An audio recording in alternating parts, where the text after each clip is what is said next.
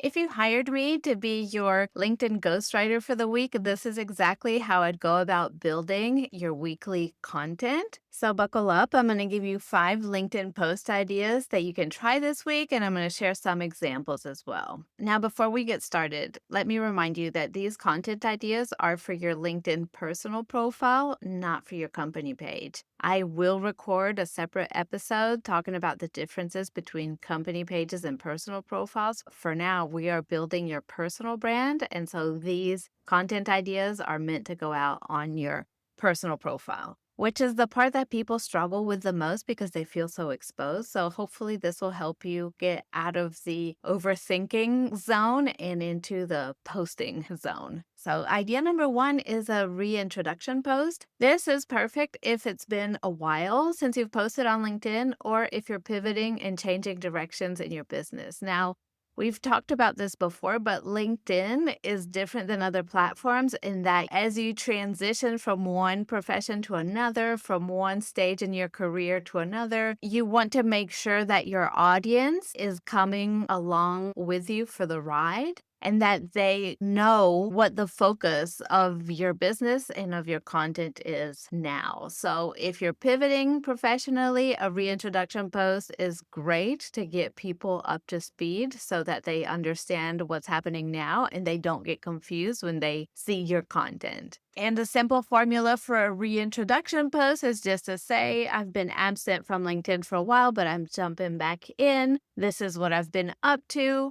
And then you give a few business updates and you end with a personal update. And then you ask people a question. What have I missed? Catch me up. And the question at the end is important because it helps generate engagement, which is exactly what you want to do in a reintroduction post. First of all, the algorithm is going to push your post out further if you haven't posted in a while. And so you want to use that traction to get more comments and get a conversation going. Idea number 2, this prompt is share a behind the scenes of your process and why it's valuable to your audience. Now, this is important because when we're building our personal brands on LinkedIn, we want to constantly show snippets of what we're doing in our business so that people get an idea of who we help, how we help them, because usually potential clients want to know everything they can know about you before they reach out so they don't have to be on an awkward sales call where they realize, oh, actually, this isn't for me. And sharing a behind the scenes of your process is a way to bring your audience into your world. I am just now starting to work with 2 senior leaders inside of a tech company, and I've interviewed them both, asking them, tell me about your work week. Tell me about your responsibilities in your role as such and such.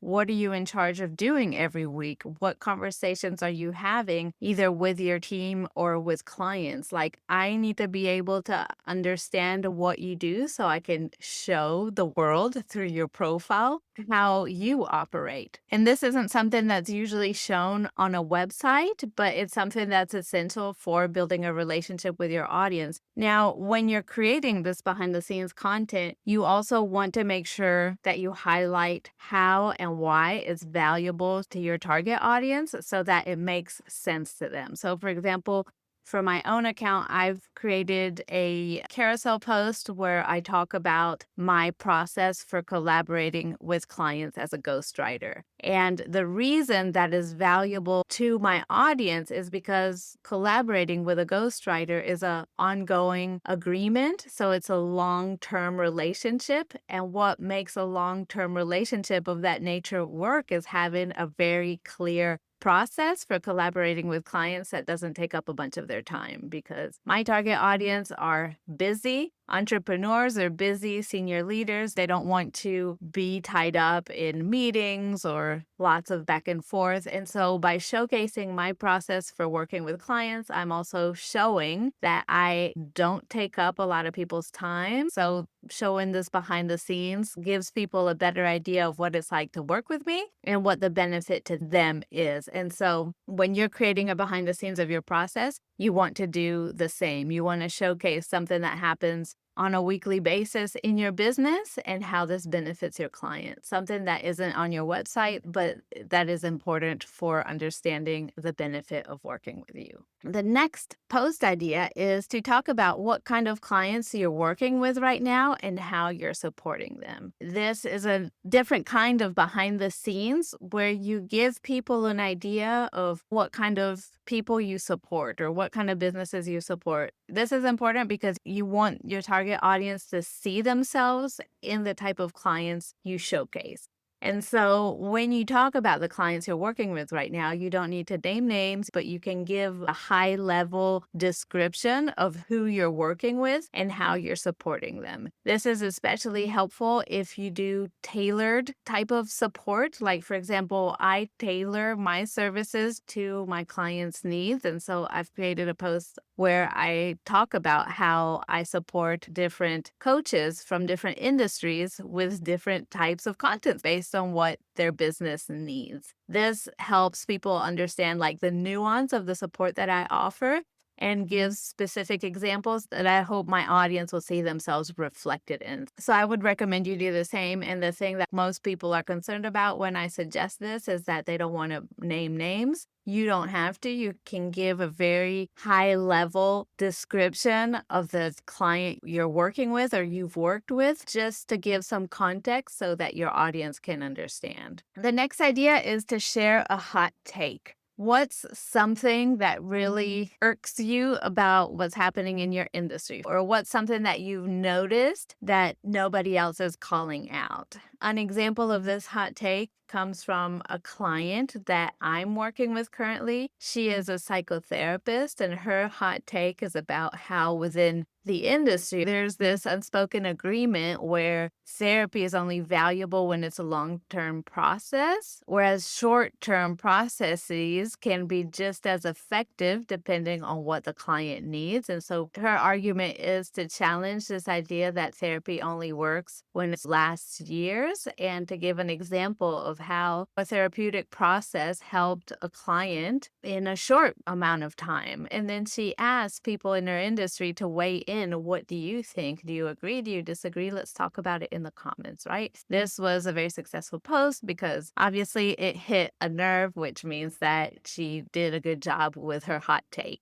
Hot takes should hit a nerve. They tend to get a lot of engagement because people react emotionally to them. So think about your industry. Is there something that you can highlight or discuss? Not from a clickbait position, but because it's a real opinion that you have, and we want to showcase that. Now, the importance of showing that you have an opinion, that you take a stance on certain issues, is to basically show that you have a spine, that you have a personality, and it positions you as a leader. People really like knowing where people stand, especially considering like the state of the world and all the deceit that's going on. People really appreciate an honest opinion. And then the last idea that I'm going to share with you today is to talk about an event you attended, a collaboration you're excited about, or say a speaking engagement where you were part of the panel.